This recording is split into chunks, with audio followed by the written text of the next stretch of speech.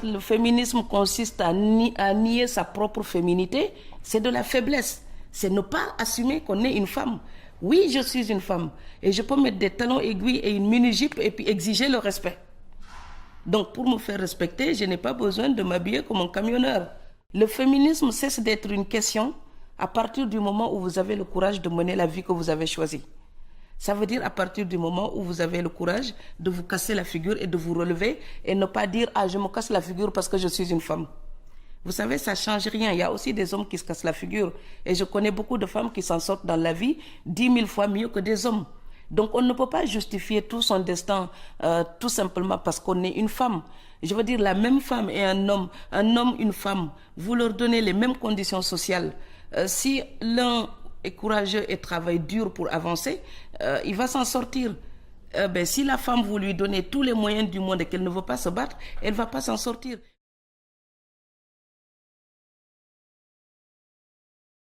Les femmes aujourd'hui se sentent libres de revendiquer un épanouissement personnel. Alors que pendant longtemps, elles étaient tributaires des choix de la famille, des choix du mari. Donc elles subissaient en quelque sorte leur destin. Le mouvement migratoire des femmes correspond en même temps à une période de libération, à une affirmation de la liberté des femmes. Elles choisissent d'affronter le danger de l'immigration parce qu'elles choisissent de se bâtir un destin exactement comme les garçons. Donc en cela, on peut applaudir cette liberté. Maintenant, il y a d'autres manières de réussir sans l'immigration.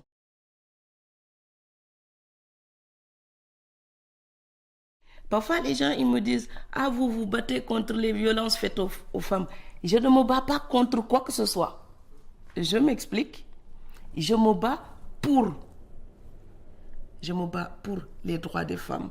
Je me bats pour plus d'équité, pour une bonne application des droits humains, mais pour tout le monde. Donc, je peux me battre pour les migrants africains. Il ne faut pas qu'on me colle seulement cette étiquette. S'il y a des blancs qui sont victimes d'injustice en Afrique ou en Europe, ils m'associent à leur combat, je suis avec eux.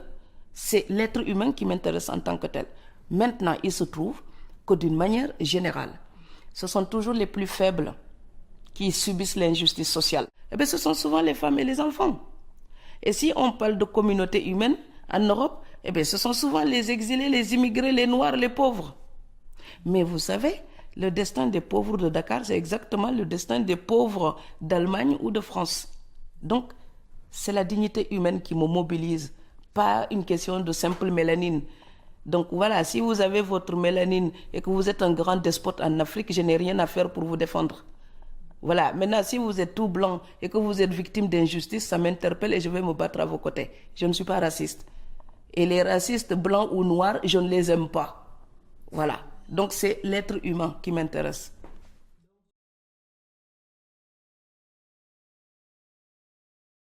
Je me bats pour des choses qui me touchent.